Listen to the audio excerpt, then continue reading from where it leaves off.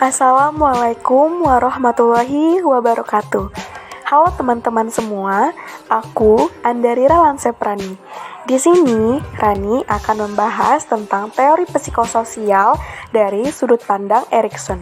Jangan lupa disimak sampai akhir ya. Erik Erikson lahir di Frankfurt, Jerman pada tanggal 15 Juni 1902 dan tutup usia pada tahun 1994. Sebelum menjadi seorang psikoanalisis, Erikson adalah seorang guru seni di sekolah swasta di Wina. Setelah berkenalan dengan Anna Freud, putri Sigmund Freud, Erikson mulai mempelajari psikoanalisis di Wiener Psychoanalytic Institute.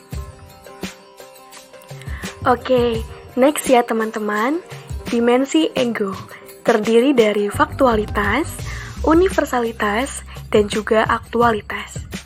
Faktualitas yaitu kemampuan fakta dan data yang dapat diverifikasi dengan metode kerja yang digunakan sebagai hasil dari interaksi dengan lingkungan.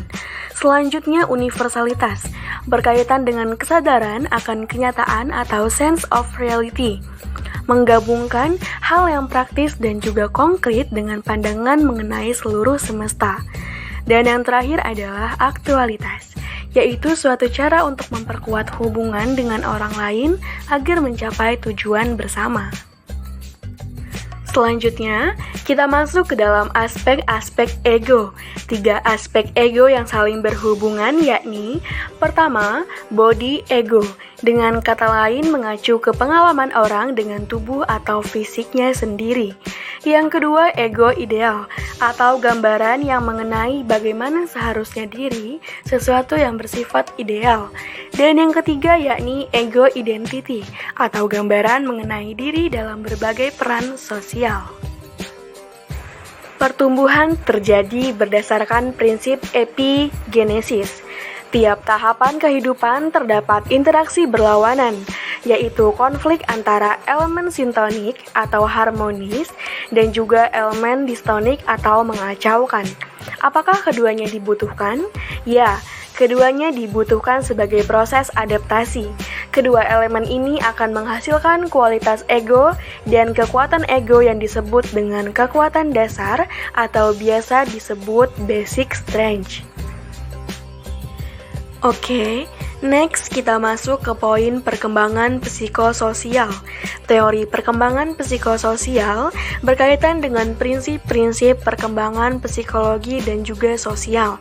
Teori ini merupakan bentuk pengembangan dari teori psikoseksual yang dicetuskan oleh Sigmund Freud. Baiklah, selanjutnya kita masuk ke tahapan perkembangan psikososial.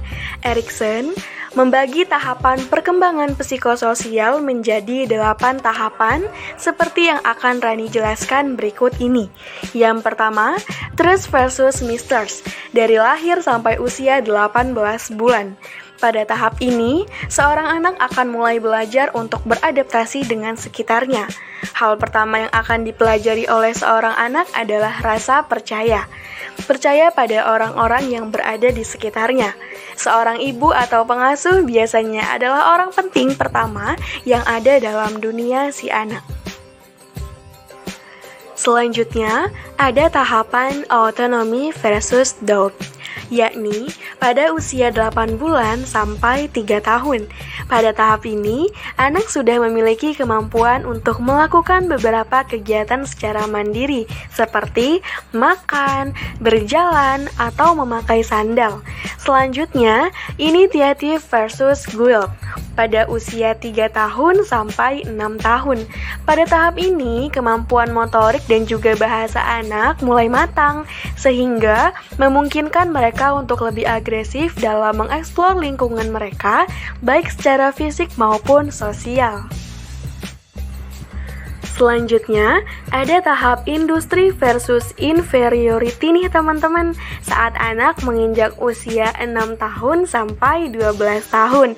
Pada tahap ini, anak sudah memasuki usia sekolah. Kemampuan akademiknya mulai berkembang. Selain itu, kemampuan sosial anak untuk berinteraksi di luar anggota keluarganya juga mulai berkembang loh. Selanjutnya, identity versus role confession. Tahap ini ditunjukkan saat anak memasuki usia 12 tahun sampai 18 tahun. Pada tahap ini, anak sudah memasuki usia remaja dan mulai mencari jati dirinya. Masa ini adalah masa peralihan antara dunia anak-anak dan juga dewasa. Selanjutnya, tahap intimacy versus isolation. Kurang lebih saat seseorang usianya di angka 18 tahun sampai 40 tahunan. Pada tahap ini, seseorang sudah mengetahui jati diri mereka dan akan menjadi apa mereka nantinya. Jika pada masa sebelumnya individu memiliki ikatan yang kuat dengan kelompok sebaya, namun pada masa ini ikatan kelompok sudah mulai longgar. Pada fase ini, seseorang sudah memiliki komitmen untuk menjalin suatu hubungan dengan orang lain. Selanjutnya, tahap generativity versus self-absorption. Kurang lebih pada saat usia 40 tahun sampai 65 tahun. Erikson mengatakan bahwa generativitas adalah hal terpenting dalam membangun dan membimbing generasi berikutnya. Biasanya, orang yang telah mencapai fase generativitas melaluinya dengan membesarkan anak-anak mereka sendiri. Dan yang terakhir adalah tahap integrity versus despair. Kurang lebih saat usia seseorang 65 tahun ke atas. Seseorang yang berada pada fase ini akan melihat kembali atau flashback dengan kehidupan yang telah mereka jalani dan berusaha untuk menyelesaikan permasalahan yang sebelumnya belum terselesaikan. Selanjutnya kita akan beralih kepada implikasi dalam konseling. Konseling ego dipopulerkan oleh Erikson. Konseling ego memiliki ciri khas yang lebih menekankan kepada fungsi ego. Kegiatan konseling yang dilakukan pada umumnya bertujuan untuk memperkuat ego strength, yang berarti melatih kekuatan ego konseling. Wah, tidak terasa sudah sampai di akhir. Itulah tadi penjelasan mengenai teori psikososial Erikson. Semoga bermanfaat. Rani ucapkan terima kasih. Wassalamualaikum warahmatullahi wabarakatuh. Dadah, jangan lupa pakai masker ya.